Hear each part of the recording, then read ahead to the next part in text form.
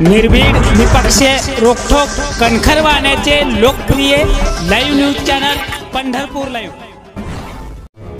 सोलापूर जिल्ह्याच्या महाडा तालुक्यातील कन्हेरगाव येथे शेतात ट्रॅक्टरचा रोटर मारताना त्यामध्ये पाय अडकून गंभीर जखमी झालेल्या एका तरुणाचा जागीच मृत्यू झाल्याची दुर्घटना सोमवारी दुपारी 3 वाजण्याच्या सुमारास घडली आहे। समजलेल्या माहितीनुसार महाडा तालुक्यातील कन्हेरगाव येथे डोकेबस्ती येथे ही घटना घडली आहे।